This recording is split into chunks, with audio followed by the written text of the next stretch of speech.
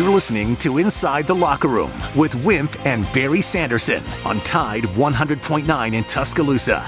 To baseball news, the former interpreter for Dodgers superstar Shohei Ohtani facing federal charges related to his theft of millions of dollars from the slugger. He's expected to plead guilty. Inside the Locker Room with former Crimson Tide basketball coach Wimp Sanderson and his son, former SEC and ACC assistant basketball coach Barry Sanderson. It's time to take you inside the locker room on your home for Alabama sports. Tide 100.9 and streaming on the Tide 100.9 app. And good morning. Welcome into what is today? Wednesday edition of Inside the Locker, the Hump Day edition. Thursday. Yeah. Is it Thursday? It is Thursday. I don't know why my mind had it was Wednesday. Wow. This is not a tape version. We are actually live here this morning. So give us a call, 205-342-9904. The Masters has put out a weather report at 9:30. They will start teeing off. So if you want to catch that, it's on ESPN Plus at 9:30. 8:30 our time. No, it's 10:30 Eastern, 9:30 Central, I believe. Oh, okay. Yeah. So it's 10:30 their time. Yes, 10:30. So I think they were going to open the gates up at around 9:30 their time, which would be 8:30 our time. So we'll talk about the Masters. It's on ESPN Plus, which is hard for some people to find. I do have a little Masters app on my phone and kind of keep me up with it as we go. But exciting day, exciting week. Maybe turn from basketball and be able to watch a little golf and be able to watch golf with the LIV guys there. All the best players will be there. In Augusta. 205-342-9904. Like I said, the Twitter accounts at Locker Room 109, at Barry Sanderson, at Wimp Sanderson1. Email address for the show is wimpandbarry@yahoo.com. Download the app to your smartphone. You can chat with us on the app. You can take us with you anywhere you go. Of all the colors, yellow is the most important, at least when it comes to building outdoors, no matter what your project is this season.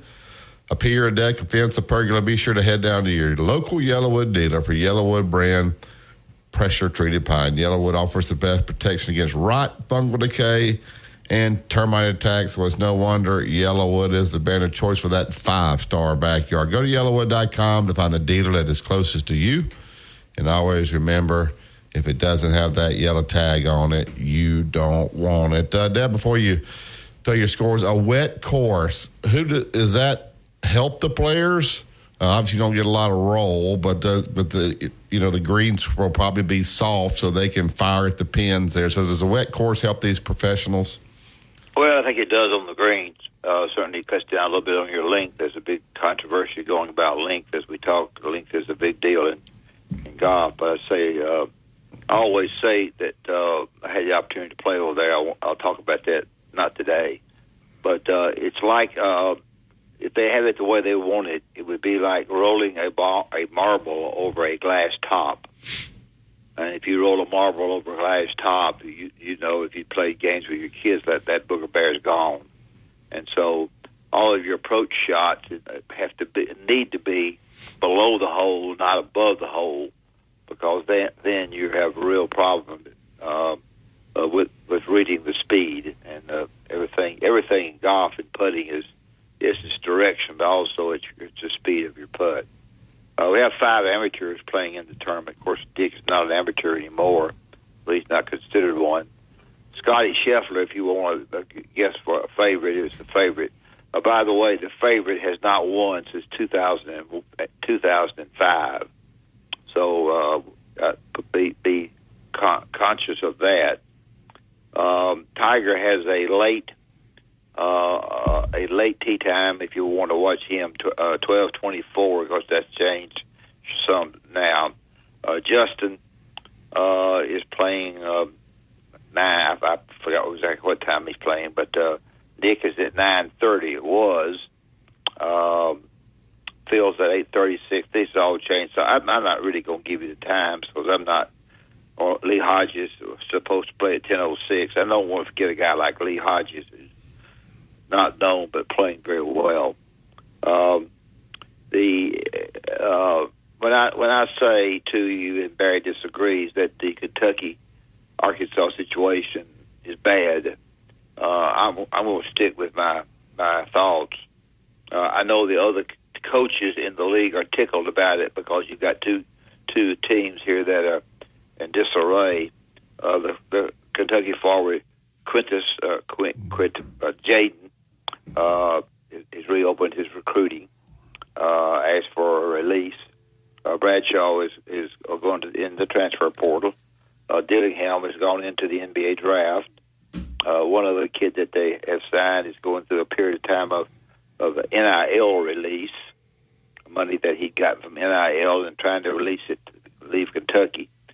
So the person that comes in will find disarray there, and then of course as they go to a new coach at Arkansas, they got a lot of work to do to find enough players that can win. We'll see. Scott Drew's plane went from Waco to Lexington yesterday. He was not on it, but the people were making a big deal of tracing. I don't know about what the deal was. It may have been the age. I don't know. But he was at a Mexican restaurant eating when that happened. So this is kind of a mess as far as Arkansas and Kentucky. And I don't like to see the league take two of the better teams, and they're not going to fold, but they're going to take them. It's going to take them some time to get back. Edey became Player of the Year. They got the Wooden Award for the second straight year, which is quite unusual. The Baylor freshman, who is very, very good, it's Missi is the last name. Yavlis has entered the draft and is leaving Baylor, but not going to another college, not going with Scott Drew if Scott Drew were to go. We welcome your calls. Here's what's happened on our guest. I don't know if you heard Vern last night, but Vern was terrific on the Golf Channel. I listened to him twice and told the great stories of being over at number 16. And I'll talk about them when Barry and I get quiet, so I don't want to take up all the time. So that's what's happening, and we welcome your calls. Tom Hart is going to be on at 15 after 8. I had Sonny on. He can't be on too early. I'm going to try to get him on tomorrow. Tomorrow we're having the football coach, Jack Crow, at 7:30 because of the A-Day game, and then we're going to have the golf coach at Alabama, of course, at 8 o'clock. And we didn't have, so we're trying to get Sonny after that. So anyway, today is today, and we got Tom Hart. Sorry. All right. I did watch Calipari's press conference last night. I had nothing to do, so I flipped it over to the SEC Network. I mean, they covered it. They first had him. The AD got up and spoke. Oh, my gosh. He's so cocky. And the Tyson food guy called him and said, hey, Coach Cal's out in Phoenix. Why don't you get with him? So he called Cal. They're real close and said, will you sit down with my AD out there? And he said, of course, I can't tell John. I think it's John Tyson. I can't tell him no. I looked him up. He's worth $2 billion. Yeah. We're good friends. So yeah. They sat down in Phoenix, and they talked for a little bit, hour or so, and Coach Calipari was telling him all the great things about the Arkansas job. So then he said, then I said, why don't you take it? How about you? After he glowed about it, he said that I guess this guy that's at Arkansas now was at Houston and knows Kelvin Sampson very well. So he had called Kelvin Sampson. Calipari did about him or whatever. So that's kind of how it started. And then they did not want to even talk. He did, Cal said he didn't want to even talk over the weekend or Monday because he didn't want to take away anything from the national championship game. Yeah. But Cal's ego, oh my goodness, both those guys' egos. he was, what a self-promoter, ego, but supposedly that he's going to get $5 million. All right. And they said, well, I hear the reports. We don't have it all yet. They're going to get the $5 million. This guy is worth $2 billion. So you sit there right there. If you told me I could go get 8 players for $650,000 each, I could get a pretty good roster with that, can't you? I mean, he's going to buy a team. That's what he's going to do, right? Yeah. Yes.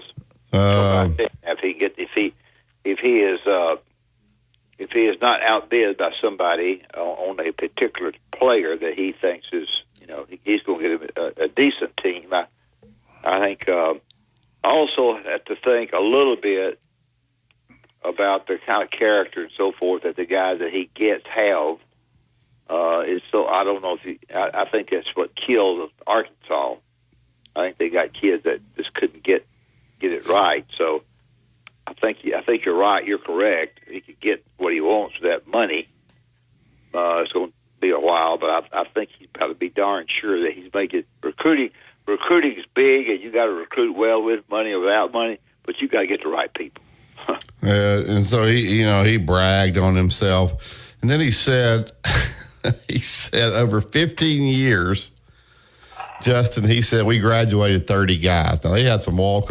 Is that good? 15 years? You only I want to say that's all you graduated in 15 years was 30 guys at Kentucky? Now, I know they had a lot of guys. I just would not said anything about that. He said we graduated 30 guys in 15 years. I wouldn't try to brag too much on what I had done when I was getting kind of let out a little bit. But he raved about Kentucky and talked about all the things he did there. Honestly, and they had a lot of great players there. But the Arkansas fans, I mean, they think this AD hit a home run and they are excited. I don't think John Calipari is a very good basketball coach, to be quite honest with you. I think he's okay. I think he gets a lot of talent. But all right, let's get to the Yellowwood hotline here and get Brady into the show. Good morning, Brady.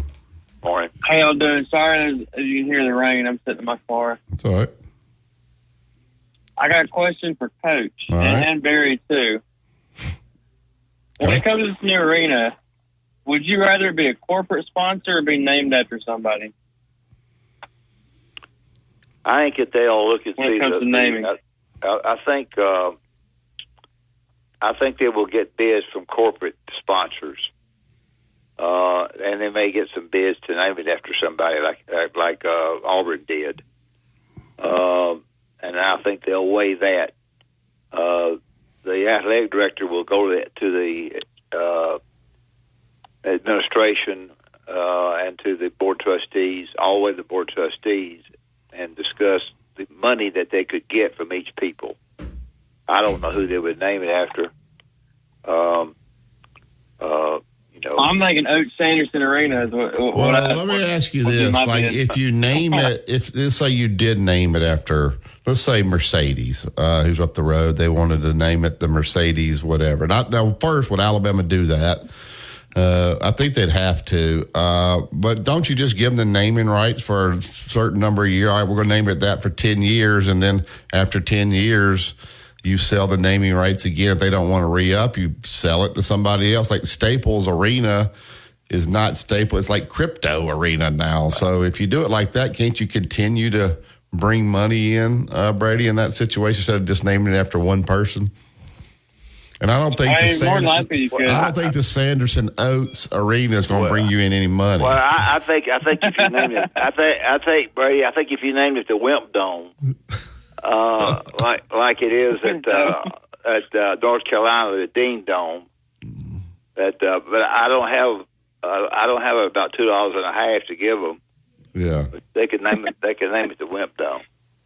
That'd probably be the best way they can get quite a bit of money towards breaking ground on it.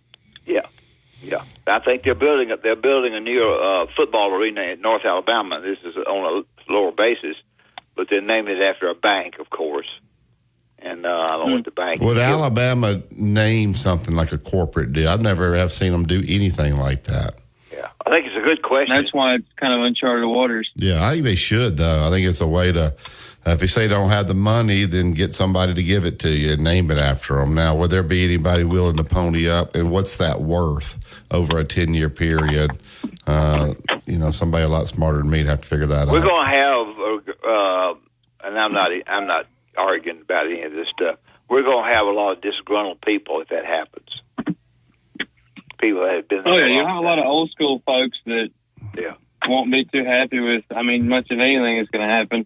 Even with Coach DeBoer, you're going to have a lot of people that get really mad about some of the stuff that he's going to do when it comes to... When you can please everybody in a fan base, you let me know. I'm not arguing that. I just think it's going to be a situation where the John Keith fan, in a lot of cases...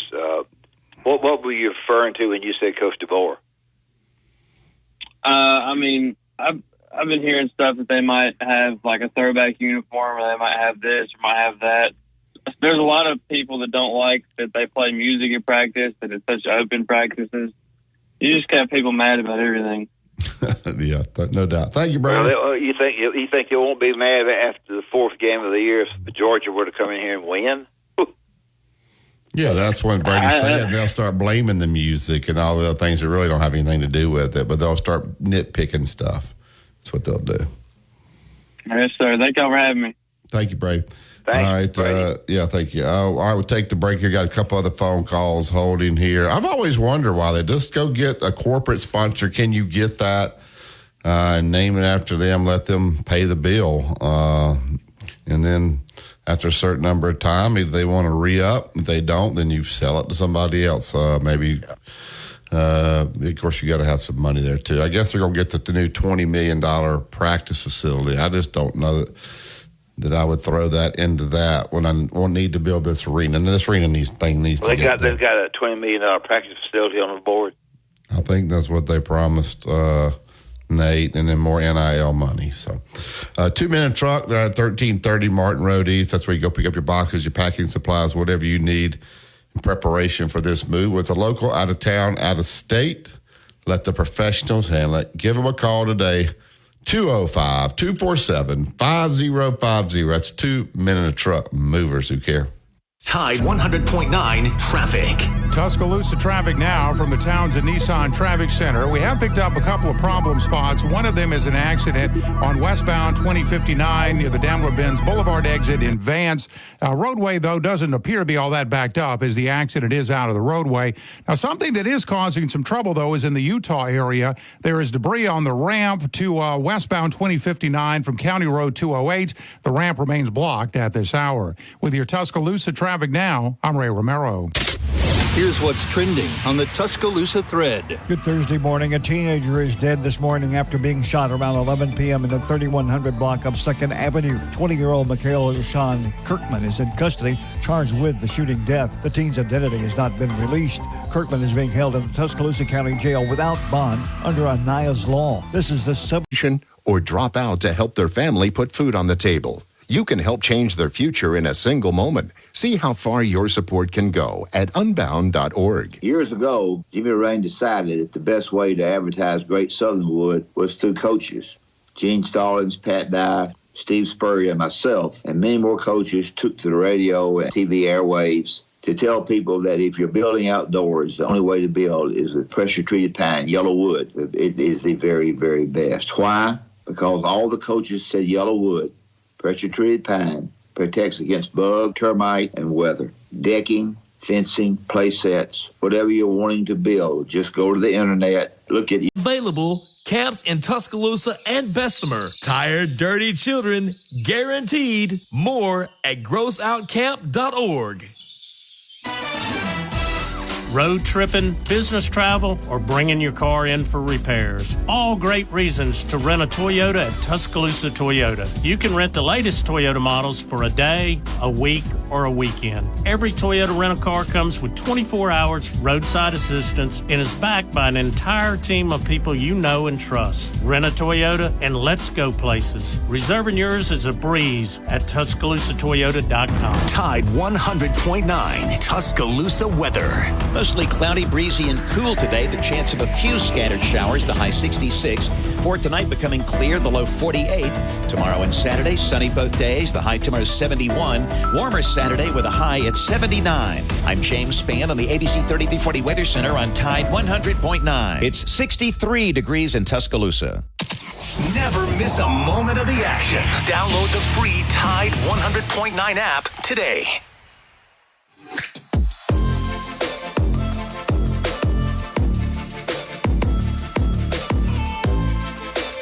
Yellowwood pressure treated pine from Great Southern. If it doesn't have the yellow tag on it, believe me, you don't want it. Did you watch any of that press conference at Calipari yesterday, Dad? No, I just watched him. I watched him come in, but I didn't really watch the press conference. They did the first part. They had they brought him out into the arena. Well, the AD got up and spoke. Then they turned the lights out and shot all the fireworks and brought him in. His wife was with him. She went down. He got up, and I guess the radio guy. It was a sit down interview. It was like the deal that Peyton Manning did at the Jimmy Rain thing. Like he didn't.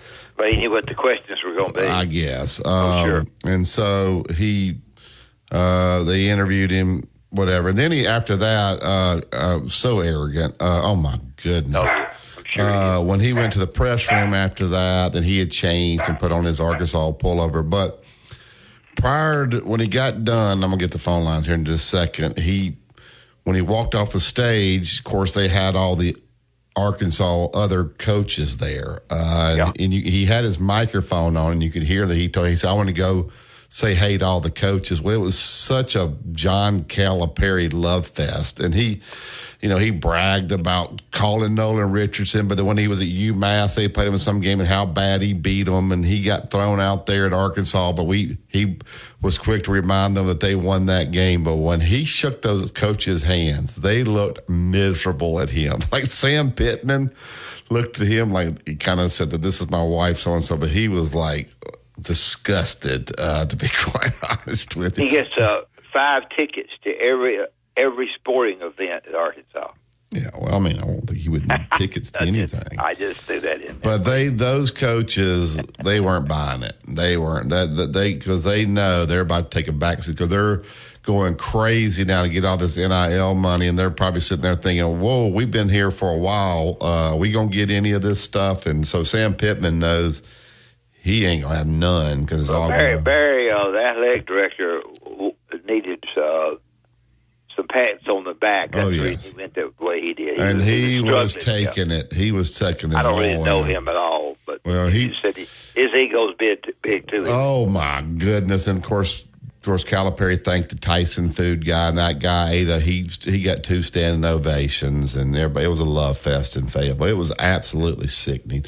All right, I started to text Nate and say you better beat them because I can't stomach this. I get to the Yellowwood hotline, get Philip in. Good morning, Philip. Good morning, gentlemen. Great show today. No, really, it was a great show. Hey, I was going to ask you guys. I know Caitlin Clark. She's put college basketball at this unbelievable women's college basketball at a really high level right now. And I mean, she didn't do it all by herself, but she seems to be certainly the face of it. But what is it about her that you guys think has lifted the image and the likability of women's sports, women's basketball so much? Because look, I'm giving away my age, but looking back over time, there have been some great players: Lynette Woodyard, Teresa Witherspoon, Ruthie Bolton. I think she played at Auburn, I believe. Here's what happens, Barry. Here's what happens. Over a period of time, people who have done well, even in men's basketball, and I'm not talking about myself, are forgotten. Mm-hmm. They're passed on by.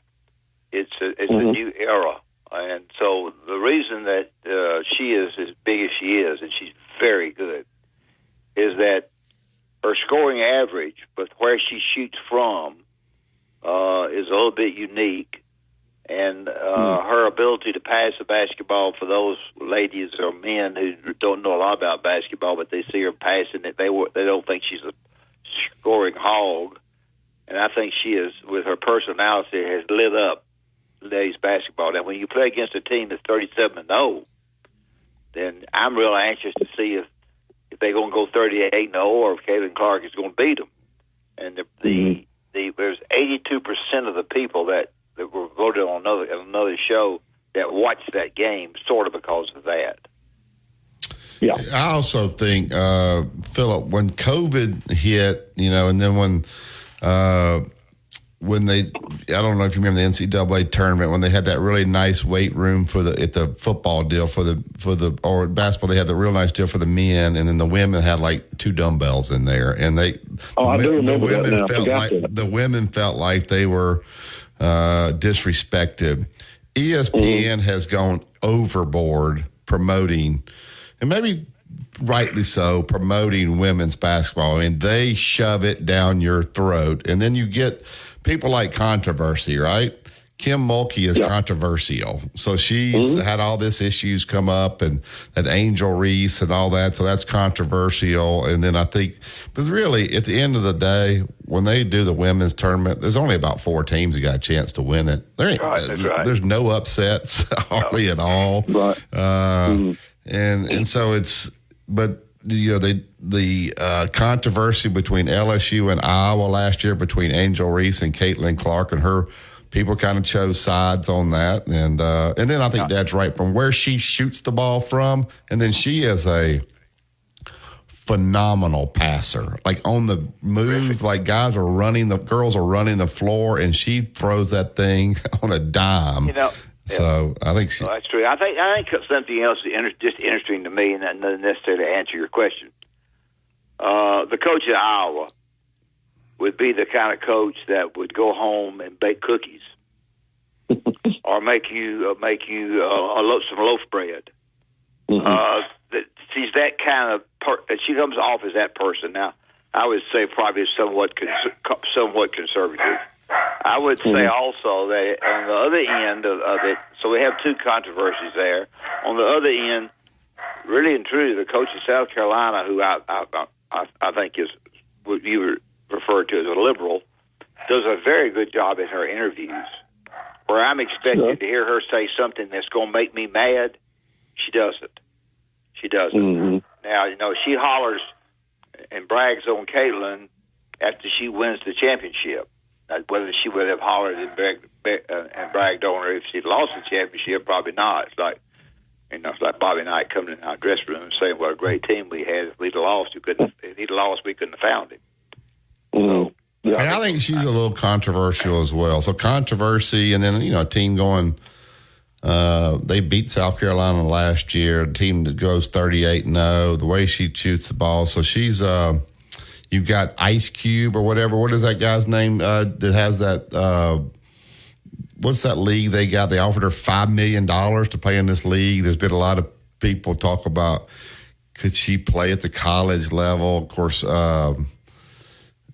Clay Travis has said any high school state championship team from a good state, if you let him pick a high school, that they could beat the best team in the WNBA, and that makes those women so mad when he says that. And he's willing to put up $1 million against it, but of course they're not going to ever take him up on it. So anyway, another thing too is going to be interesting is this interest in women's collegiate basketball is going to cause a new budgetary issue for some of these college athletic directors, because the South Carolina coach and Gino Auriemma and the Iowa coach, they're going to start making a lot more money, and I think it opens up a lot of opportunities for a whole segment of possible women's coaches. Now, you take a good men's assistant at a big school. Who's to say that some school like Illinois or Kentucky or University of Georgia, they might offer some men's assistant at Alabama or Auburn or Florida or somewhere big bucks to be their women's coach. I think you could see some of that possibly happening. Yeah, but I like Dawn Staley's making $3 million, and Kim Mulkey is. But I would probably tell you they would never say this. but most athletic directors, probably even in the SEC, want their women's program to just be good enough to where people aren't complaining, because they don't want to start paying millions of dollars to these coaches, because you're not going to get a return on your investment, because you're not going to sell the tickets. So they really want you to be just good enough to where nobody's complaining, but not good enough to where, you know, you have to pony up and pay you a Dawn Staley money. Those are different deals there, the Dawn Staley and the Kim Mulkey, but they're not going to operate like that at these other schools. The one thing that they look at, the very first thing that they look at as the ladies coach now, is the salary of the men's versus what their salary is going to be. It's not talked about, but it's done. If you've got 18 sports in ladies athletics, not being ugly, because you've got some in men's that you've got to pay for with your football money that you wish weren't there, but they have to be there because we've got lawyers.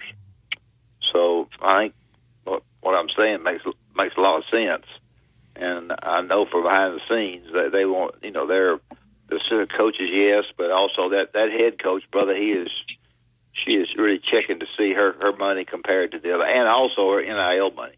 Yeah. Okay. Right. Anyway, it's interesting. Well, hey, yeah, I yield to Mr. Tom. I bet he's got a master's question. There you go. Thank you, Philip. Thank you.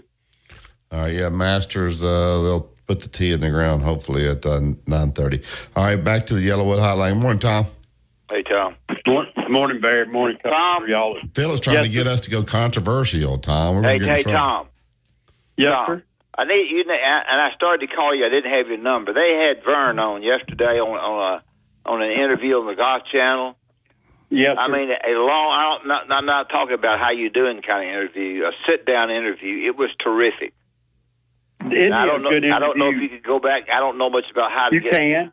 Okay. Yeah, you can. When you said that a while ago, I kind of scanned through, and it's kind of like podcast. Yeah. And you can grab it like that. You find it, Tom. You find it, you'll enjoy it. And I'm going to call him again when he gets back home.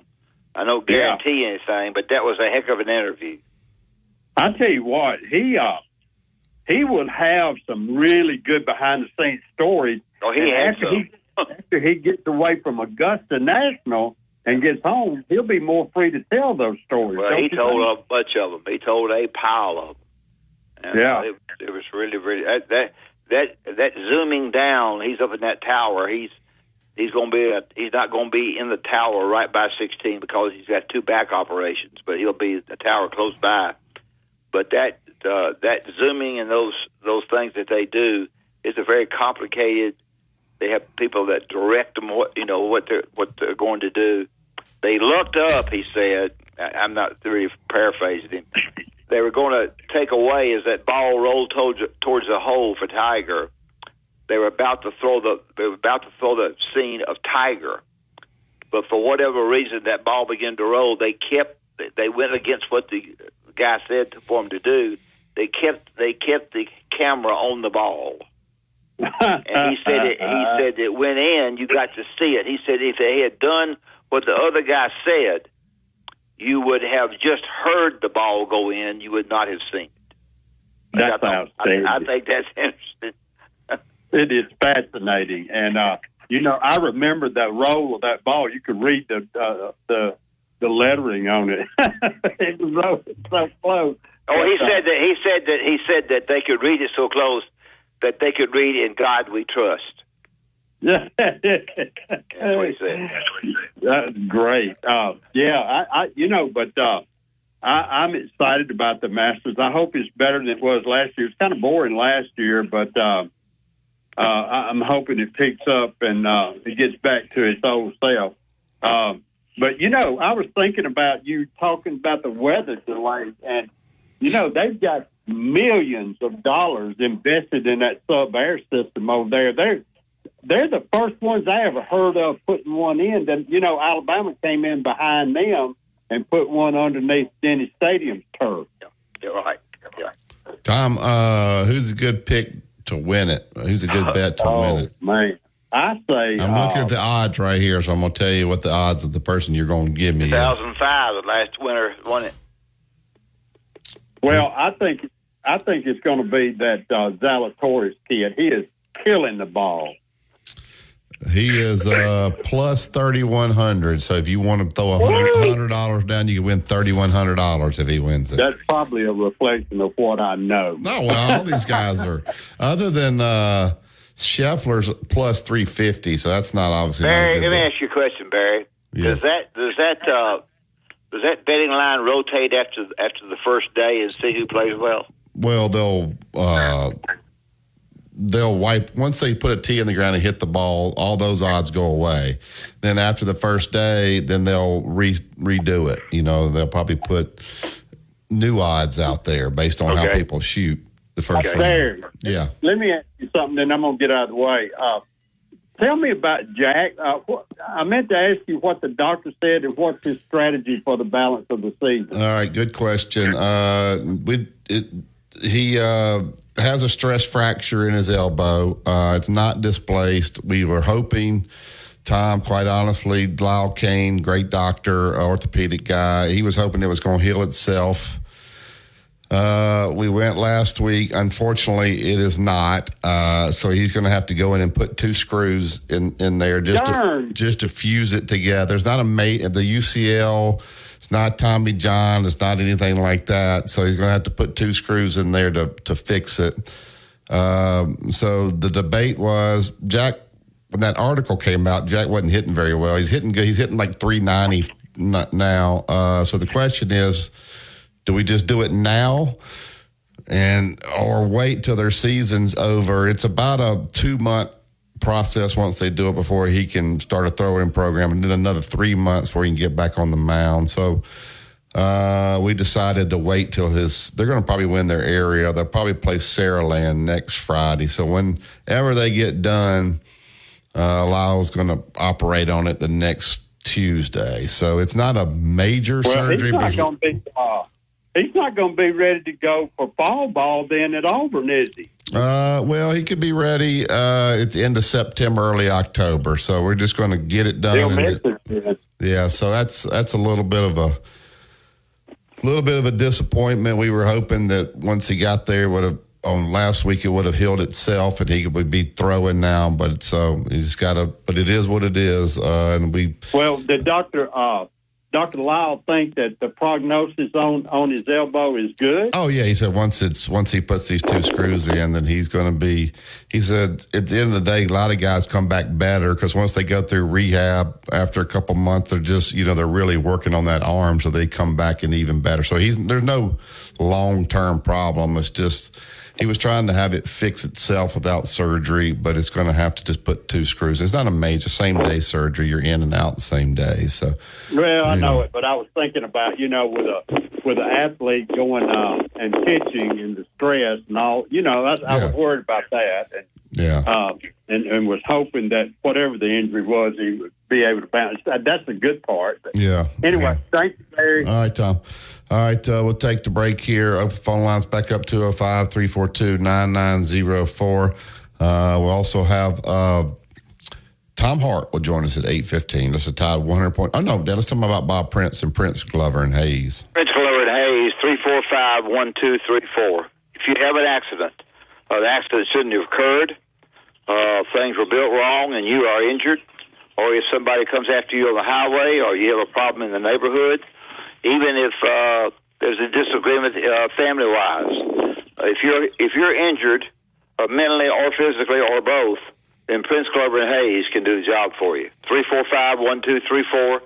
Give them a call. They will be happy to sit down with you and see if you need to go further with it. If you do, you go by 701 Rice Mine Road. You're now in their hands. They will go out and represent you, and they will do a darn good job. Prince Glover and Hayes, 345-1234. PrinceLaw.net is the website. If they don't win, you don't pay. Your team's not. Trade in any iPhone in any condition for a great deal on iPhone 15 Pro with unlimited Ultimate and all the storage you need. Get the network you want on the iPhone you love, only on Verizon.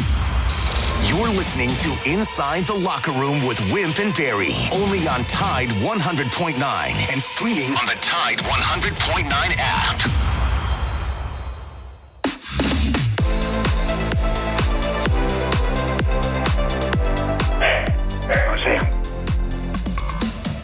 Welcome back to Inside the Locker Room. Yellowwood pressure-treated pine from Great Southern Wood. If it doesn't have the yellow tag on it, you don't want it. All right, this weekend, big weekend, Justin, here in Tuscaloosa. The Arkansas Razorbacks, not John Calipari, but the baseball Razorbacks, they're 29-3. So they will be coming in to take on Alabama tomorrow night. First pitch, 6 o'clock. Saturday, which is smart, 5 o'clock. So the A-Day game will be at 3, so you can roll right out of the A-Day game. I want you to see them pull the flags at the A-Day game because they're not going to tackle. You can walk down to the baseball, and then Sunday at 1 o'clock. I go tackle at all? Oh, well, I'm being sarcastic. Oh, okay. I didn't know. I had heard what they would. I knew there's so much different things going on. That didn't surprise me, what you said. Well, Justin, do they tackle in the 8? I mean, they get them to the ground, but are they really going to tackle them? Justin? Yeah, not with the same tenacity as they would in a game. No, definitely not. Well, all right, I'm going to ask you the question that all the other shows ask. It's the corniest question ever. We've seen so many guys excel in this A-Day game. They don't even play when the regular season comes much. What are you looking for out there? If you go out there, what do you want to see, or do you want to see how good who is, or what position group are you looking at, or do you just go and kind of watch the game in general? And what's your thoughts there? Yeah, you talking to me? No, I'm talking to Justin. You ain't going to the game. Yeah. I really want to see the quarterbacks just to see how Milrose progressed and how Ty Simpson looks, since we've heard so much improvement from both of those guys in this new system. And then I want to see the defensive backs and how they go up against the wide receivers, especially who are the wide receivers going to be as a unit, and if those two groups can fight and compare well to each other.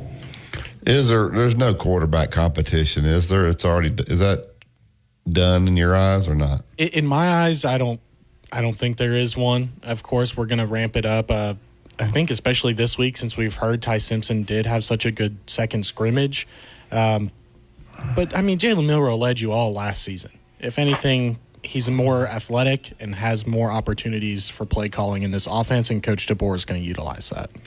That is I always say it's open. It's open. Are these positions really open when you've played as much as Milroe has? Does he have to lose the job? And I'm talking about during the season where he goes out and he's not playing well, where you say, all right, let's try another guy. But as long as he's playing well, it's probably his job, right? I would say so. I think the kid they've got coming in from Washington, who's supposed to be very, very good, is. And the other kid, whoever else the other kids are, the one that we talked about yesterday on the show, it was really good. The Milroe, they've got 3 games. The Wisconsin game is the 3rd game, I think. Wisconsin's had some staff changes. I don't know what kind of team they will have, but that will be a little bit of a test because I think that game is at Wisconsin. I don't have my schedule in front of me. Yeah, it's Wisconsin. So. If things are not going good after the Wisconsin game for whatever reason, then I think there might be a change. I do. You would make a change right before the Georgia game? Well, if things are going bad those first 3, I would, sure. They're going bad the first 3. I would think you better have it figured out before you run somebody out there against Georgia. I'm hoping Milroe plays well. I think he's put in the work, and you want a kid like that. Well, if he played real poorly in those first 3 games, and just the offense didn't click and nothing, you wouldn't change him? Well, I probably would. If they were going real poor, then I probably would Simpson in, to find out what I got, maybe in the second half of one of those games if it's not going well. The depth of this running back room, Justin, I think they had a lot of guys transfer out that were going to be seniors because they didn't want to lose the young guys. So that's where your NIL and stuff comes in. Those other guys, I guess Roy Dale Williams and some of those other guys got out to make way for the young guys because they felt like if they didn't pretty much promise these guys that they were going to get a ton of carries, they would hit the portal as well. So that's kind of what has come to. If you're older, but you got younger guys here, it's hard on the older guys. They got to leave, right? So they go somewhere where they get playing time. The younger guys get some. How deep is this running back room? Yeah, it's pretty deep. We have two good returners, Justice Haynes, who everybody was high on last year, although we didn't see him as much because of Roy Dell and Jace McClellan. And then Jam Miller, who we also saw a good bit last year in that running back rotation. Two really good guys that are going to see a majority of the snaps, I believe, the two of them. And then, of course, I think there's about two or three other guys that are freshmen and incoming running backs. The guy from, I believe, Tuscaloosa County would be a freshman this fall. I can't think of his name at the moment. But the running back room should honestly be one of the least worrying position groups, I think, on the team headed in and out of this spring. All right, may I ask a question? Sure. Make it a good would there be a chance that I would be playing football at Alabama in those first several games? Playing, not playing, playing a little. I decide to transfer, and I get into a team that's going to be in the playoff, and then I'm going to play Alabama in the playoff, but I've already played at Alabama. Is that possible? Could that be possible with the transfer portals at the time as they are? And I don't have them written down to where I could play for one team in football when the playoffs come, play for another team that would play the team that I just got through playing for. I think it depends on the rule changes we talked about yesterday, Coach. If those are actually going to come through by the time the fall season starts. Well, they'll be voted on and talked to by a council who I'm not sure. If you want to call your head guy an NCAA liberal, that would be the correct word. Wait a minute. So you're saying, wait. You say we get Alabama. I'm just going to use Alabama. They get all the way to the SEC championship game and they make the top 12 or whatever. So they're going to be in the playoffs. So the semester's over academically. So you're telling me that a running back, so we needed a running back, so a running back could transfer from Ole Miss to Alabama and play in the playoff? Sure. Come on. If the rule says, according to what they have said, that you can transfer any time during the transfer portal, and then you could even play for the new team the same year that you transferred. So if you want to throw it to basketball, you play a non-conference game at Alabama and go to the conference and play for somebody that's at the very bottom of the league and play Alabama against them. I think that needs to be clarified because that's what it said. I studied it. And that's what they're saying it says. And they want to be. And I understand. Here's the problem that we have, and I'm not against lawyers, but that's what their job is. Mars guy from Arkansas, a big whatever. It's a situation where you better do what you're doing, or you get sued.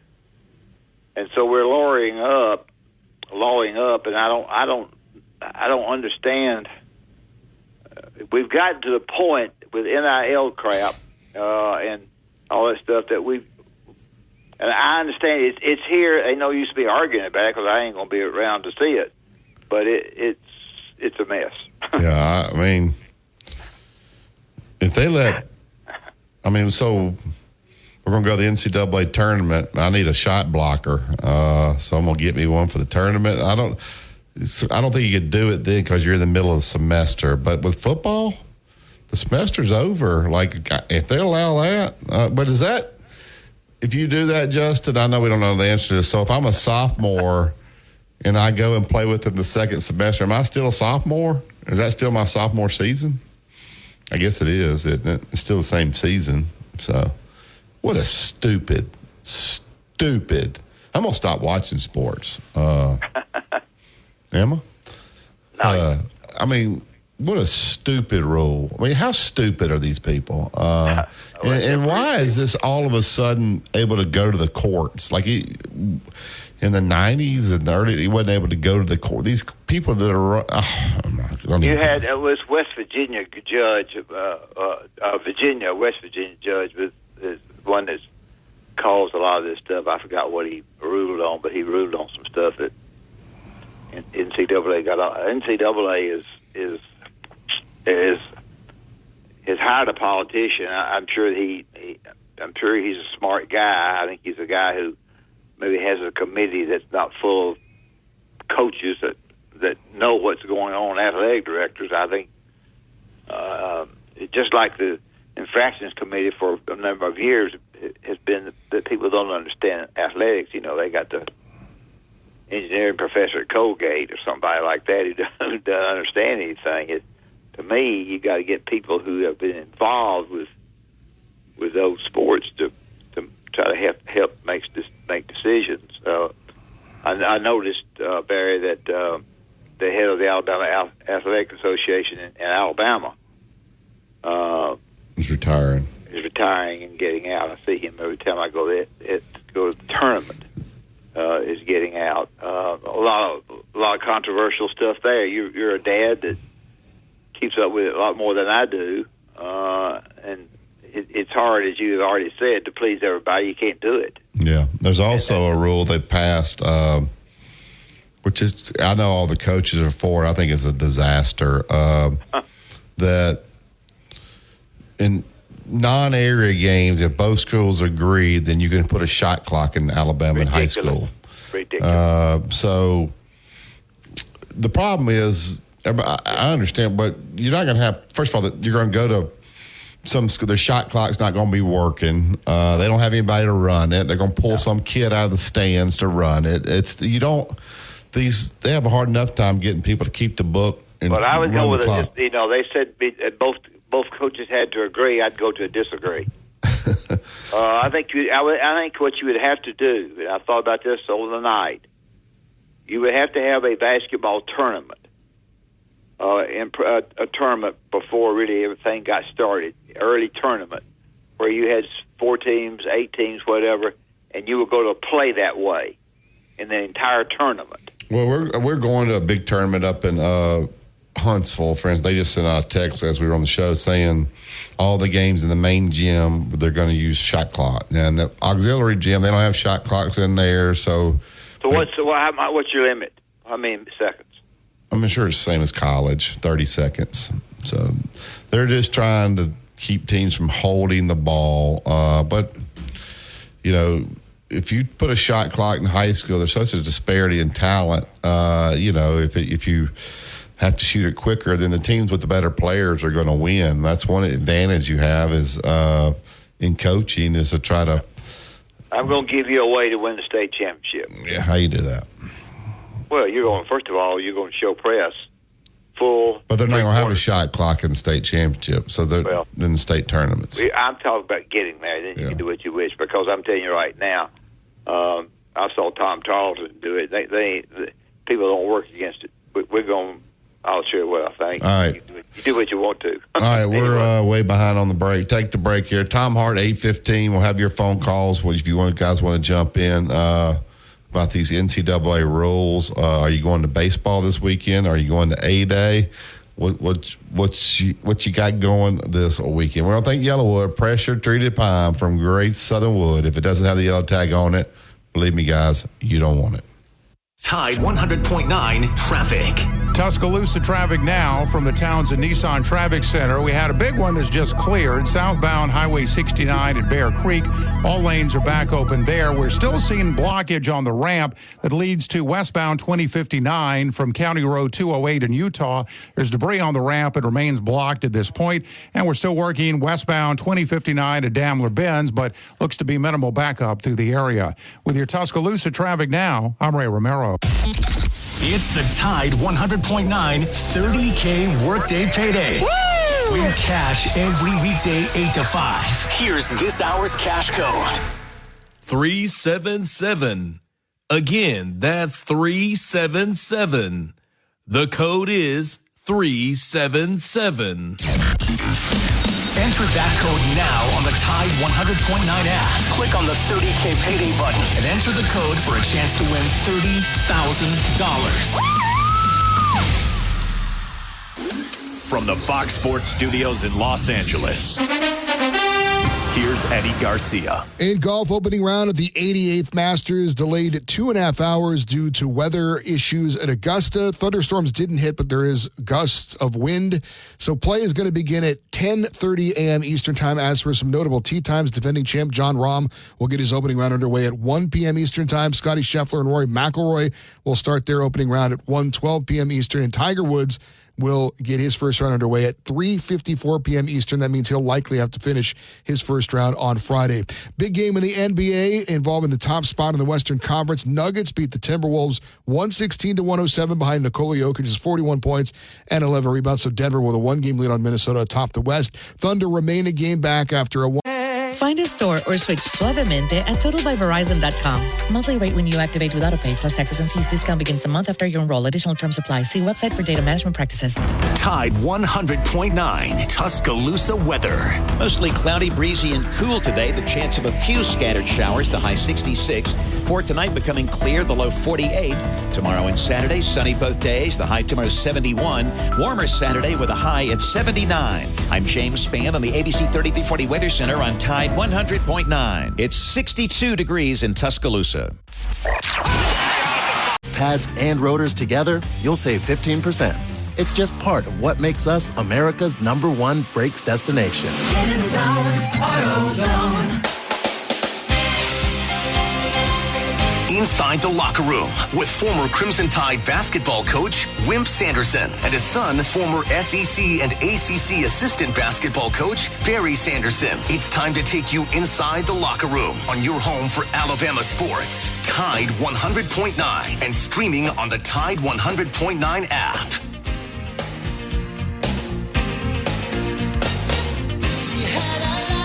Welcome back to the second hour of Inside the Locker Room. Allstate Insurance agent Andrew Kniffer. Andrew's my agent. Let Andrew become yours. 4705 McFarland Boulevard, Suite 3 over in Northport. Give Andrew and his staff a call. They'll set you right up. 205-722-9201. Andrew Kniffer, Allstate Insurance. All right, Dad, when Arkansas gets up there and they're jerking their pants up about how much money they're paying Cal and then how much NIL money they're going to go out and get, and they're soliciting more. I think it turns off those other coaches at Arkansas. But does that rev up Kentucky and say, we're going to get this guy in here and we're going to show you what some NIL is? We got that contract out of here. We're not going to have to pay that $33 million. Will that make Kentucky step up even more now to try to help whoever comes in there, Scott Drew, to where they don't take a dip there? I'm afraid not. Really? I think Kentucky will wait and see what the new coach does before they start. I think Kentucky fans are at a crossroads as to which way they're going with it.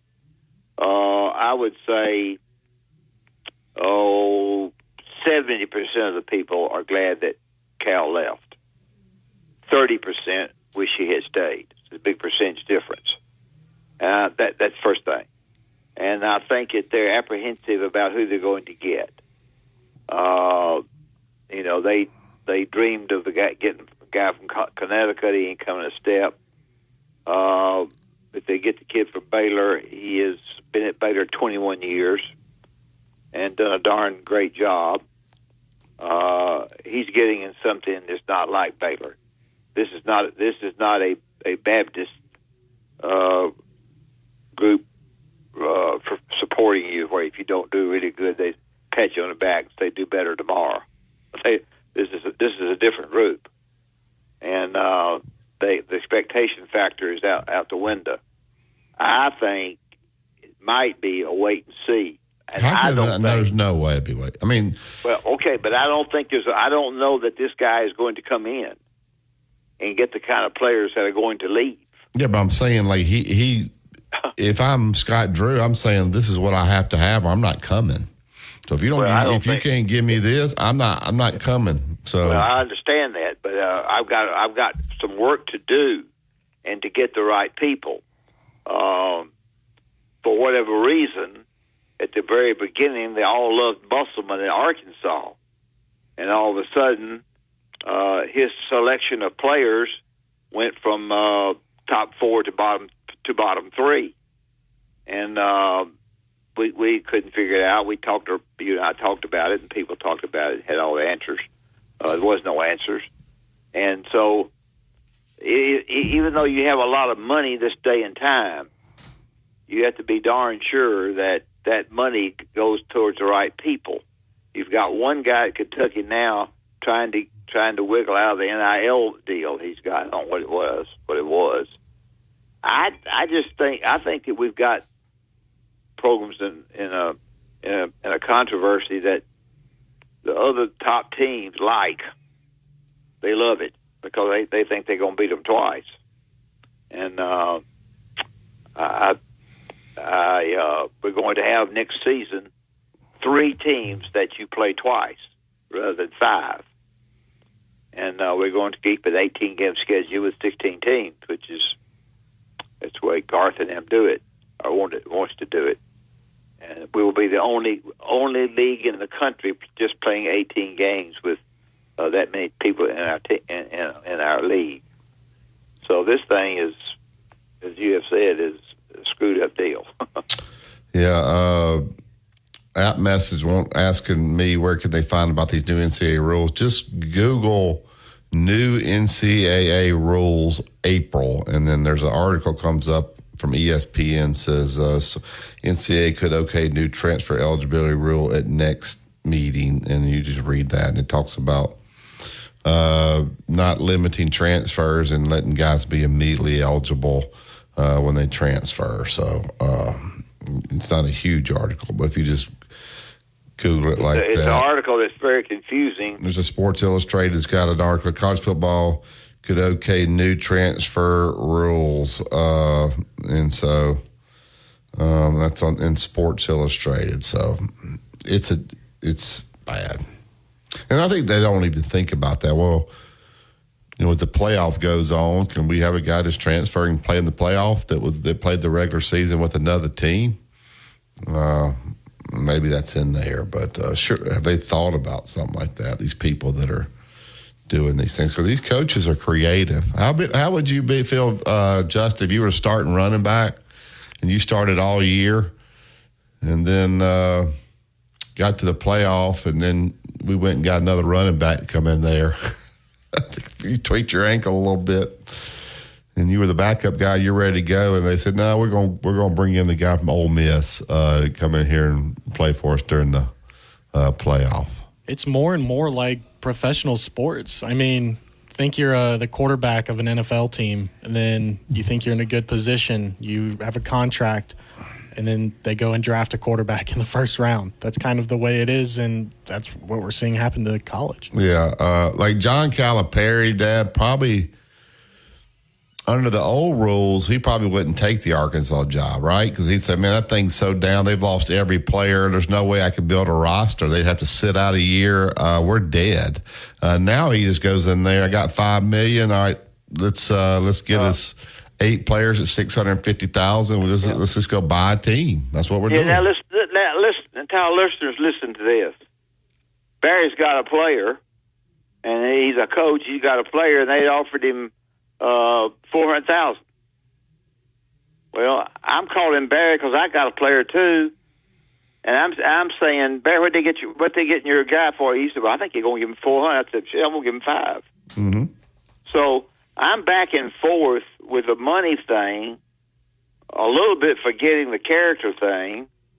I'm having a hard time now because somebody else has come in and found out that Barry and Wimp have got it up to $500,000, and they're going to offer $600,000. And so you're in the process of, as Barry said, of trying to to get your team, even though you've got money, you're being outbid. Yeah, I think everybody agrees with us. I don't think we're trying to convince people. We're showing you the difficulty. I would just tell it. The difficulty of being a college coach and maintaining your roster. If I'm at High Point, my guy averages 17 points a game, you might as well go ahead and honor him on senior day because he's gone as soon as the season's over. And you see it every day now. So, all right, we'll take the break here. We'll throw this out at Tom Hart, let him tell us why we're wrong. We'll talk to Tom here when we get back from break. Listen, Tide 100.9 is the home of Alabama sports. Tide 100.9 traffic. Tuscaloosa traffic now from the Townsend Nissan Traffic Center. It's been kind of a game of bumper cars this morning. Latest problem is on northbound 69 before Bobby Miller. Accident blocking the left turn lane there. Westbound 2059 at Daimler-Benz Boulevard still working, but it is out of the road. No real backups there. And conduct virtual interviews, all from your employer dashboard. Visit Indeed.com/credit and get $75 towards your first sponsored job. Terms and conditions apply. Road tripping, business travel, or bringing your car in for repairs. All great reasons to rent a Toyota at Tuscaloosa Toyota. You can rent the latest Toyota models for a day, a week, or a weekend. Every Toyota rental car comes with 24 hours roadside assistance and is backed by an entire team of people you know and trust. Rent a Toyota and let's go places. Reserving yours is a breeze at TuscaloosaToyota.com. Tide 100.9 Tuscaloosa weather. Mostly cloudy, breezy, and cool today. The chance of a few scattered showers, the high 66. For tonight, becoming clear, the low 48. Tomorrow and Saturday, sunny both days. The high tomorrow 71. Warmer Saturday with a high at 79. I'm James Spann on the ABC 3340 Weather Center on Tide 100.9. It's 62 degrees in Tuscaloosa. Two-time state champion and two-time NIT champion, Barry Sanderson breaks down the latest in sports on Inside the Locker Room on Tide 100.9.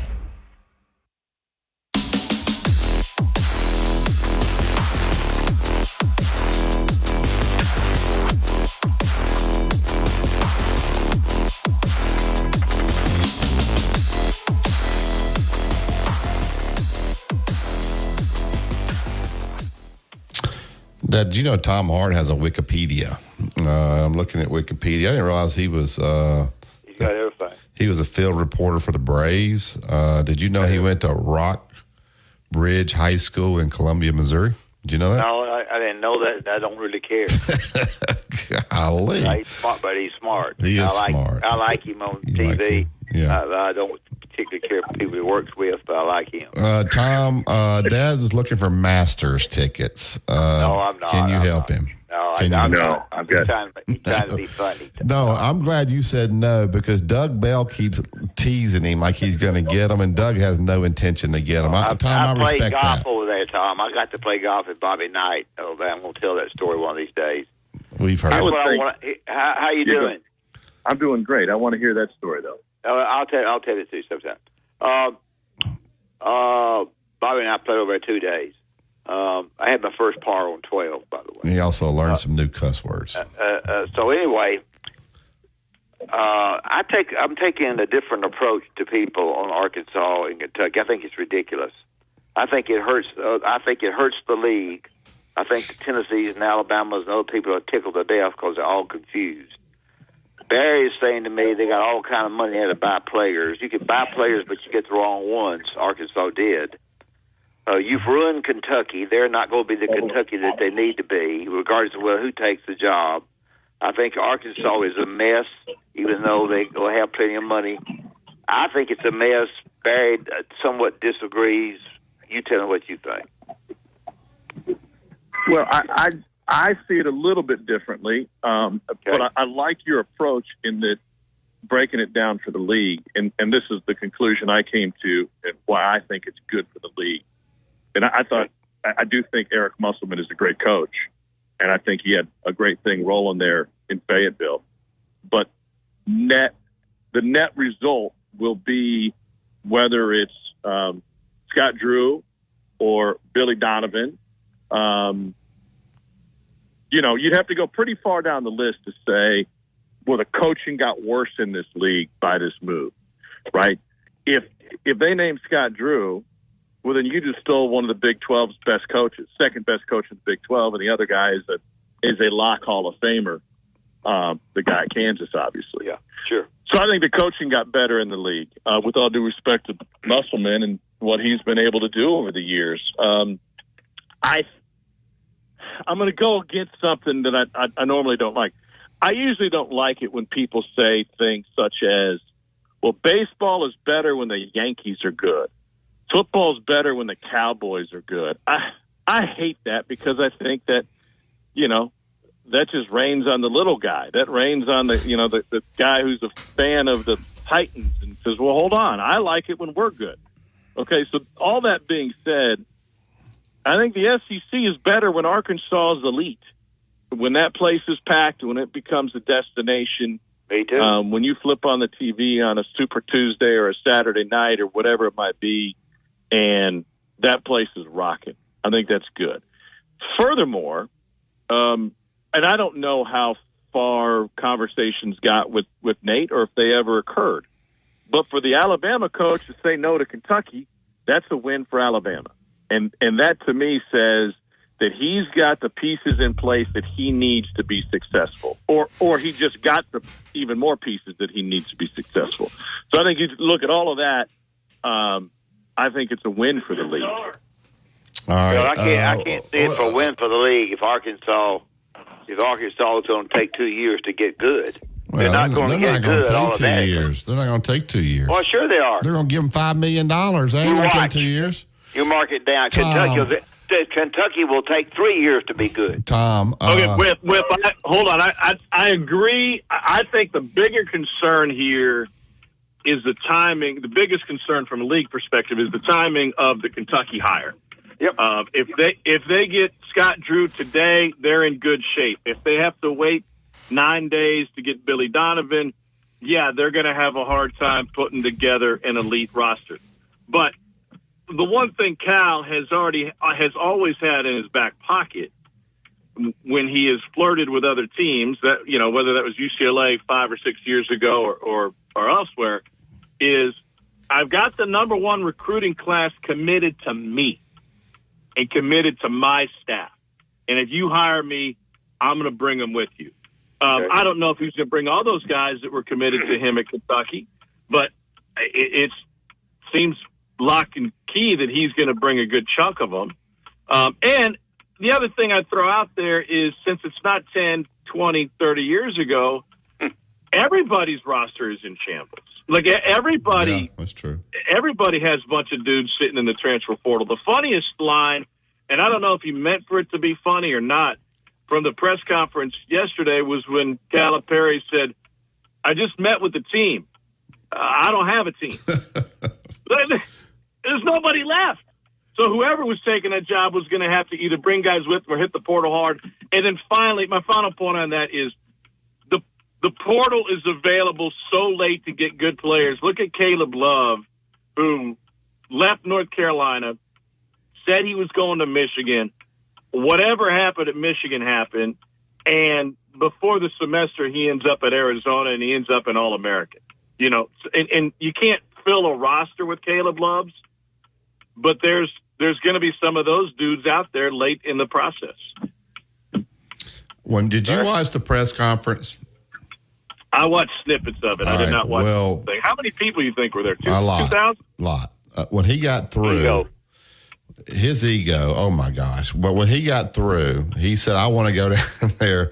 And of course, the ADs, they bragged on this guy. They've talked about the money they're going to bring in. When he went down and shook those other Arkansas coaches' hands, Sam Pittman looked miserable. And I think he probably walked back to his staff and said, guys, we ain't going to have no NIL money. Cal's getting all of that. Is there enough to spread around for all those people? Will that kill like Arkansas football? Because we got to make this thing work for Cal now. Or is he a team guy? Will he get along with all those other people there? Because they look jealous of him shaking his hand. Well, at the beginning at Kentucky, he was a team guy. And he like he's been a team guy in other leagues. He's been, hey, a rising tide lifts all ships kind of thing, right? Yeah. But NIL is different because you're fighting over the same dollar. And, you know, I've been on the golf course with one of those boosters who said, I used to give money to basketball, but I don't like the way he's acting, and now my money's going to football. So that was a big part of why things fell apart at Kentucky in terms of his relationship with the athletic director and relationship with the fan base. And the football fan coach. base. He and the football coach didn't get along either, right? They had a Well, no, and that's my point. Like he came out a couple of years ago in the Bahamas when he was trying to raise money. Said we're a basketball school. This is a basketball state, and I don't think that's wrong. But that's the wrong thing to say publicly when your football coach is also out recruiting. So yeah, I think there's a finite bucket that they're fighting for with the dollars. And I would say this about. And I know this about Arkansas because I've been told this by coaches that were on the staff on the football side of things. The assumption is that, you know, the trucking companies and the chicken companies and the, that everybody's just handing them money hand over fist. And that wasn't the case. They didn't have the type of money to compete with, say, Alabama when it came to football recruiting. I think basketball is much easier to fund than football. Yeah. Much easier. Even if you're spending more per player, you only need to get 5 guys. I mean, really.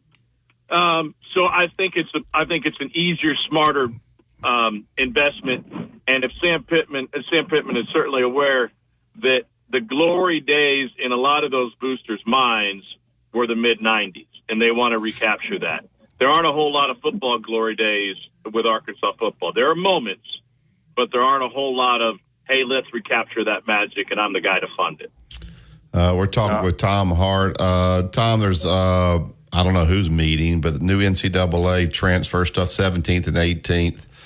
They're talking about transfer as many times as you want, and as long as academically everything's okay, you can play within the same season at another place. Is that Ted and I have been talking this morning. So are you telling me that the football season gets to the playoffs, the semester's over, can I go get a guy to transfer and him come and play in the playoffs with me? That played for me. Yeah, so I go get Ole Miss's running back because we're in the playoffs now. It's the semester's over. He can come now. I mean, this is kind of what we're getting to. No, you can't. You cannot have that. That's what they're going to vote on. You could play at you could play a non-conference basketball game, and then go play against that same team in the league. Yeah. You got to the SEC. A lot of the votes that have occurred, especially over the last 2 years, that have swung rights to players away, have occurred because of the threat of litigation on the back end. Hey, listen, if we don't approve the open transfer policy, they're just going to take us to court again, and we're going to lose again. Yeah. So they have to ask themselves, what rules need to be in place to protect our seasons and our integrity? And you cannot just randomly switch schools and be eligible within. You better wait and see for the vote. Well, the question is, what litigation would they face on the back end? And I just can't. I would think that there's a lawyer that would be available to the NCAA who would say, here's how we protect ourselves in this scenario. We can't protect ourselves and keep a guy from transferring right after spring football but to compete, to be eligible to compete in NCAA competition, we have to make a rule that you have to have been there at a certain point. Well, do you have a problem with John Calipari? He was paid by Kentucky. All the recruiting that he did was paid by Kentucky. He signed I guess he's got the number 2 recruiting class behind Duke coming into Kentucky, that he's going to go to Arkansas and take all the recruits that he used Kentucky's money with and be able to take them to Arkansas. How is that right, Tom? Do we have a system that's possible? Yeah, but that's always been possible. I mean, and especially once people figured out that the national letter of intent was a worthless piece of paper, and you said, Cal was by the way, one of the first guys who did that. He said, don't sign the NLI. Don't sign it. Don't worry about it. just commit to me, and we'll commit to you in the sense that we both know you're coming. And that way, if there's any changes, you're not tied into my current school. You just come with me to my next school. Yeah. I don't know how you protect yourself against that. Yes. All right. We've got you confused and thinking about it. That's what the show's all about. Because you're such a good I guest. don't know that we have him confused. Well, we don't have him confused, but he's saying, well, they're bringing out some points I haven't thought of altogether. So we've helped him a little bit. He doesn't mind being on our show. Let me ask you this one, Tom. I'm easily confused, though. Yeah, let me ask you this one. Don't take too much credit. Ask you this one, Tom. You're Kalen DeBoer, or I think you told me yesterday you're going to Ole Miss. You got A-Day this weekend. The portal's opening up on the 15th. All right, so do you meet as a staff and say, this kid needs to walk out of this A-Day game happy? Tyson, we need to give him plenty of reps, have him be successful. He needs to walk out here happy. This kid, he ain't any good anyway. Don't even play him. We want him to go to the portal. Are we having these conversations now? Because the portal is opening up right after these A-Day games. And I'm sure Alabama doesn't want to lose Ty Simpson, but if his role's not big in this A-Day game, or he doesn't think he's going to be the number 2 guy behind Milroe, he's probably a good chance he's going. Do we have to think about this stuff as we prepare playing these guys for these games? 100%. If you didn't do it, it would be coaching malpractice. This is all roster management. It's all roster. Now, you may not have to play Ty Simpson, 200 snaps in the game, but to me, it's really how you managed him in the weeks leading up, in the 15 days of practice or whatever they get leading up to the spring game. I know there's a coach out there in the SEC right now who hasn't had as many good-on-good scrimmages that they would normally have because they didn't want to put out a depth chart. Yeah. Or tell a kid, no, you're not our starting left tackle, you're our second-string left tackle. They didn't want it to make anything even quasi-official, because then he comes home and he says, no, I didn't start today. Johnny started, or I wasn't in with the starting group of wide receivers. I was in with the second group or the third group. And to your other point, Barry, yeah, absolutely. There are, for every kid that you bring in, there's somebody leaving. And I think that fans get caught up in, oh my gosh, I can't believe we lost, 10 guys to the portal. Well, odds are 8 of those guys your coaches didn't need in the program. Yeah, they wanted to lose them. It's turned into a professional sport. The only difference is, there are no contracts and there are no guarantees in that regard. So, you spend the entire spring figuring out who you think can help you, and also figuring out where you need to fill in and who you need to leave. Yeah. All right, now, before you leave, you need to think about this, because Barry and I have thought about it, made some listeners mad, which we don't really care, but I want you to tell our listeners how many people you think will attend the Alabama A-Day game this year. It's very, very controversial. One said 90, one said 35. We've had a lot of 80s. What's the over-under? Like, I got to be honest, I have no idea. No, not an answer. Oh, crap. Listen, the excitement isn't the same, obviously. I mean, that's a no-brainer. I haven't been paying enough attention to that. I got another spring game, which not even a game at Ole Miss. Lane's not even playing a game. He's doing 7-on-7. They're having a dunk contest. They're bringing in Joey Chestnut to have a hot dog eating contest. They're going to have, I don't know, tug of war. It's going to be like Battle of the Network Stars. I look up and Gabe Kapler will be out there. You got to do that? All of it. All of it. Listen, anything he can do to avoid having an actual game. Is that going to be on TV? It's going to be on something. I don't know. You're getting paid anyway. Are you going to have a bikini contest?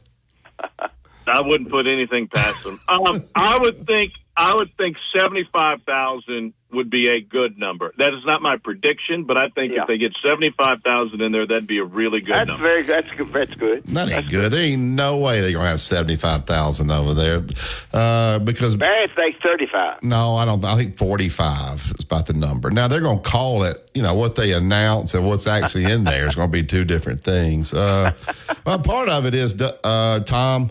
I'm calling you Doug. Tom, is that. Alabama basketball, man. We hadn't been talking football at all because of hoops, and people spent their money to go to Phoenix, and so I think people are just tired, and they're just going to watch it, and it's on TV, so I don't think they're going. So it's on TV, and I'm not doing it. Well, then why would you watch it if I'm not doing it? Your boy McElroy is doing why it. we would. McElroy is doing it. I guess it's an easier drive for him. He's such a homer. You think McElroy's doing it? Yeah. Is he a homer? On his show today. No, I'm just giving him a hard time. He tries to go anti. He tries to go anti. Of course, Alabama people get so mad. If you don't brag on Alabama, they don't like it. So, well, people don't want to hear bad news. That's the bottom line. People just want to have their head in the sand. They don't want to hear bad news. Kentucky fans didn't want to hear that Cal was leaving until it became official. And they still don't, some of them still don't want to believe it. Some of them wanted him out the door before that. Yeah, the ones some of them were wanting him to leave, and then when he left, they were mad he was leaving. So whatever. I think they can get a team though. Will Arkansas make the NCAA tournament next year? Yes, without a doubt. I think Arkansas will be I have no idea who's going to end up on their roster. I think they're going to be a preseason top 25 team. Well, that goes against everything Dad's saying. Dad's staying with what he said. Well, Kentucky, they'll be a tournament team too, right? No. Tom? Well, I wonder about that. If they get Scott Drew, all right, who's already let me ask you got this. guys. If Scott Drew says no, who's next? I think Billy Donovan's next. Well, he's not going, but. I think he's tested to go. How far do you have to go to get to Bruce Pearl, I guess is my question.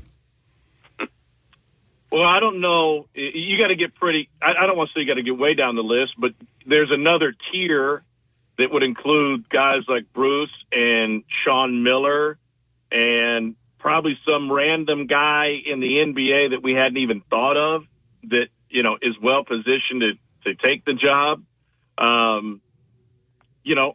I think if you get down to Bruce, the other guy who's in that conversation and don't fall out of your chair would be Pitino. I've already said that. I think Richard or Rick? Richard or Rick? Rick. It's a fair question, though. I mean, I don't think. Is he over Mark Pope? But it's going to be around longer term than that. But I think when you get down that line, that enters the conversation. Does Mark Pope? Would he go before Mark Pope? I think Mark Pope would be in that tier to get a phone call and bring him in and talk to him. And see. He's a good coach. Yeah, they did a wonderful job, and they run a fun offense. I think Scott Drew, here's one advantage Scott Drew would have right off the bat. And he and I had this conversation 2 years ago. We're talking about the two leagues. And he said, I feel like the reputation of the leagues is true, whereas the SEC is more athletic and the Big 12 is more skilled. And I agreed with him 100%. There are better shooters and more skilled players overall in the Big 12 than in the SEC. It's why their offenses are so good. And he can bring that with them. I think that separates Kentucky. And, obviously you got to have the players to do so. But that guy's already won a title. He's a great coach.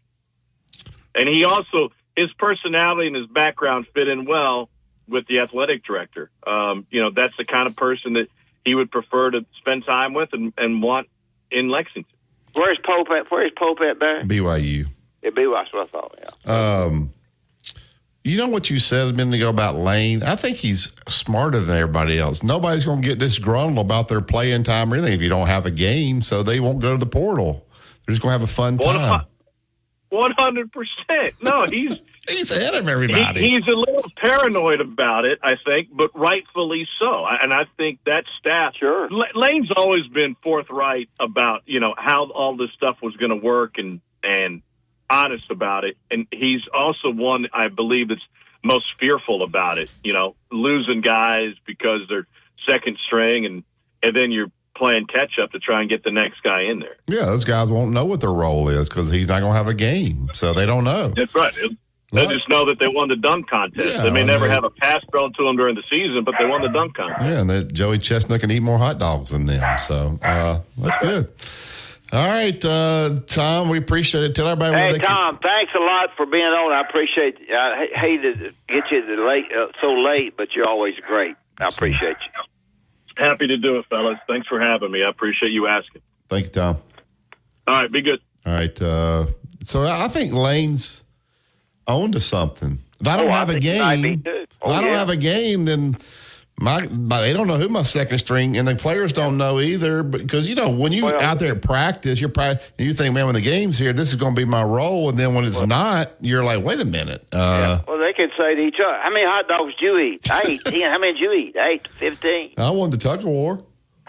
So there you go. Did you see that girl in that bikini? Lane's playing chess while y'all are playing checkers. Is that how it goes, Justin? Lane's ahead of y'all. Oh, yeah, he's way ahead. Yeah. And you think about it and you compare the number of people that saw the Auburn game, they shut down the popcorn. You want to make some people mad, Justin? It was Pete Golding's idea. There you go. All right, let's tell them about Bryant Bank before we get to break.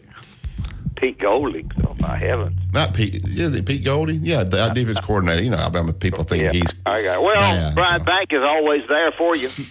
We talk about the locations in Tuscaloosa. They got locations, Birmingham right here, two real close to me, and they've got them all over the state of Alabama. And if you need to go to a bank that's going to service you on a local basis, know your name, help you any way they possibly can, then you want to go to Bryant Bank. They are traditional banking people, a great experience there, and you will know exactly where you stand. A nice bank, a nice banker that can certainly help you. They'll be darn sure that the fraud attempts on your money are taken care of, and you're not going to have any problem there because you never know.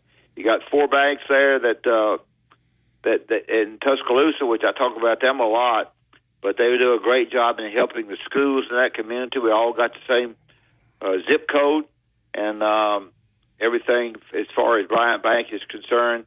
They just give you the freedom and flexibility to bank the way you want to bank. And to me, and also to be helpful to you if you have a problem. If you're looking to secure a loan for a home or something like that Archie Weaver at the Bryant Bank can help you there.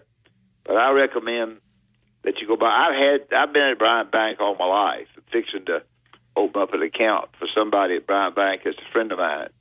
So hopefully you'll go by there. I had a person call me yesterday, and he said, "I've been looking for a new banking experience, and I'm going to Bryant Bank. I've liked your ad." And so I appreciate what he said, but that's the truth. And so hopefully you'll appreciate it and go by Bryant Bank. All right, we'll take the break, up the phone lines. When you see it. More importantly, when she sees it. FincherandOsmond.com. McFarland Boulevard between Edgar's and Local Roots. Road tripping, business travel, or bringing your car in for repairs. All great reasons to rent a Toyota at Tuscaloosa Toyota. You can rent the latest Toyota models for a day, a week, or a weekend. Every Toyota rental-car comes with 24 hours roadside assistance. Customer service. It pays to Discover. Limitations apply. Learn more at discover.com/creditcard. This report is sponsored by Compassion International. Did you miss any episode on Tide 100.9? Don't worry. All of our shows can be found on Spotify and Apple Music and on demand on the Tide 100.9 app.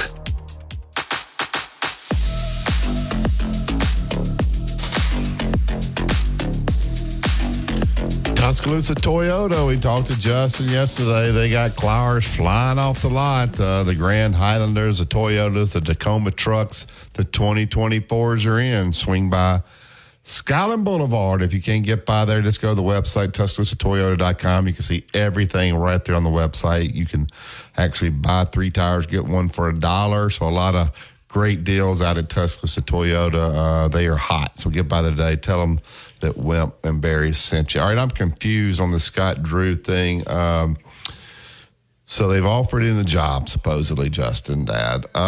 Scott Drew's been to Lexington. He said, I don't need to go. So he's got 3 kids. I don't know how old. He got a daughter and 2 sons. I don't know, maybe Justin, maybe you can check for later on to figure out how old they are. So he tells his family, you fly over there. You look at it and see if you like it. So if you're Kentucky and the family's coming over there, what are you going? Well, make sure you take them by this, but don't go this way because that's an eyesore. Like, what do you do with the family to try to convince them that's the right place? I think it's 50-50. He doesn't go. Yeah, I mean he's happy in Baylor. His got 3 kids. Those kids. Oh, Daddy don't go over there. Yeah, I guarantee you, if you talk to Nate Oates, his daughters probably left Buffalo kicking and screaming. Now they're here now and they love it, but kids don't understand. Like it takes a little time when you get there. You'll adjust. They got, I think Coach Oates has said that they didn't like the move initially, but now they love it. For Coach Drew, I know his daughter goes to Baylor, and then his 2 sons are high school age. I think. Okay. I think that's what it is. I think it's 50-50. But I'm saying, like, what?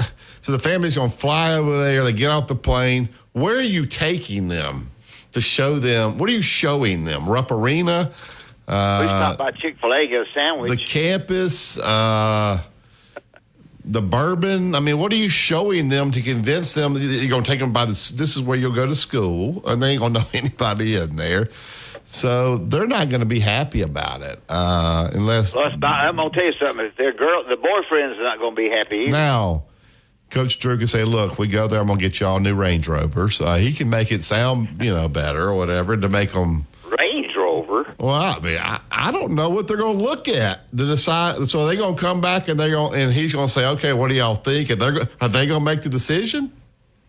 The family, or is he going to make it?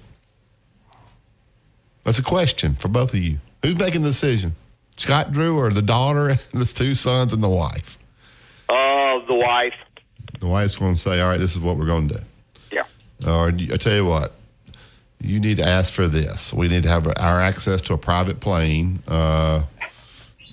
X number of hours. What did Nick Saban go back to get? Waco a year. Yeah. Yes. Didn't you say that, Barry, yesterday? Like, I guess for Coach Cal going to Arkansas, he's got like the country club membership. Oh yeah, they're gonna give him all that now. So yeah, wouldn't you think he'd get all of that at Kentucky? Oh yeah, he's gonna get all that. But I'm saying, like, they're gonna get the country club.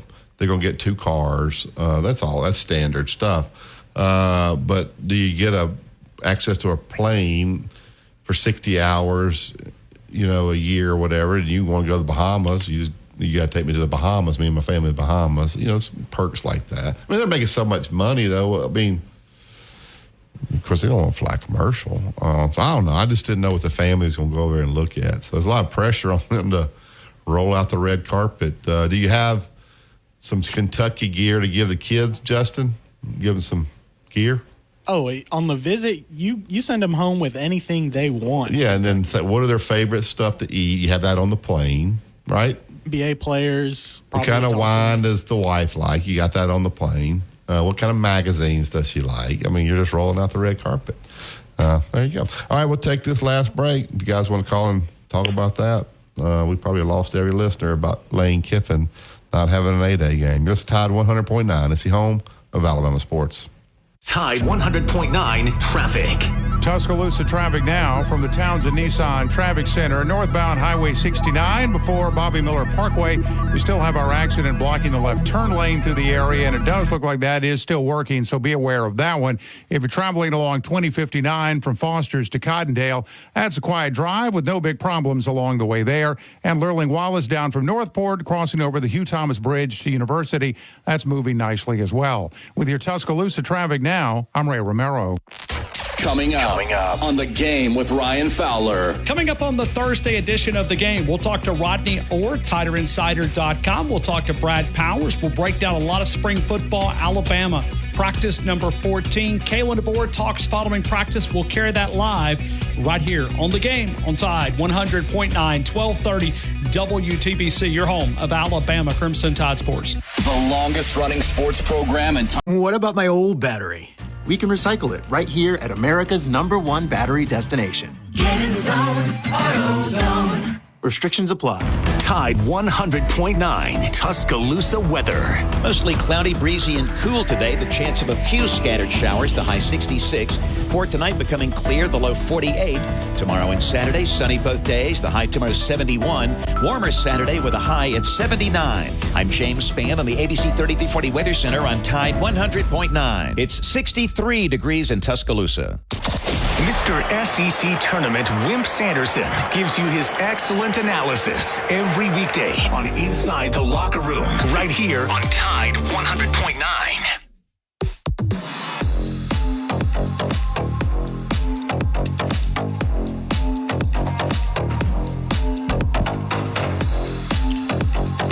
Welcome back to Inside the Locker Room. We talked about all the events going on this weekend. You got baseball, you got football going on. So I think the weather should get out of here. Should be a beautiful weekend, it sounds like, Justin. So I was messed up on the days. Today is actually Thursday. I know I tried to tell y'all it was Wednesday. But all right, Dad, what are you looking for in this Masters today? You got how important is it to put a respectable score? You can't get up in the high 70s, because if not, you're probably out of this tournament. You don't have to shoot the lowest score of the day. You just kind of need to be in the middle of the pack, probably the first day. Just your thoughts about what you want to see. Yeah, you got to maintain a decent score. You can't just go to the bottom. We're not going to get through with the first round today, which means these guys who don't finish, and Tiger's towards the end there, will have to get up early in the morning and finish before they play the second round. For a guy that's got a bad leg, it's not real good. So we'll see, who's going to play well today. The greens will not be as fast. And what I've said is true. Your roll in the fairways won't be quite as good. I think the biggest factor in the game of golf is not wetness, it's wind. When you have a swirling wind that's going at you one time, the next time it's going away from you. It's going left to right one time, the next time it's going another direction. That is a very, very difficult. You spend all your time with your caddy throwing up grass, knowing what to do. The most difficult thing to do in golf is play in the wind. Yeah. And they have a lot of wind over there. Yep. Sorry, it should be interesting. ESPN Plus. Hopefully everything will get going today. We'll look for the Nick Dunlap, obviously Justin Thomas, who's not doesn't have very good odds to win this tournament, so not a lot of thought about him. We'll see how the LIV guys do, Rahm and those guys. There's always be somebody that jumps up the first couple of days, and the pressure of the weekend, they kind of go away, and the top usually rises to the top. All right, we'll get out of here. Make way for the Gary Harris Show. Gary will actually be in a little bit later this morning. He's over at the Malmore building getting ready to interview Coach Kalen DeBoer. So I think he'll have some interesting things to report on that when he gets back in this morning, and he'll probably play a lot of that interview for you guys tomorrow. We appreciate everybody listening, all the phone calls. We appreciate Tom Hart. Thank you, Justin. You listen to Tide 100.9. It's the home of Alabama sports.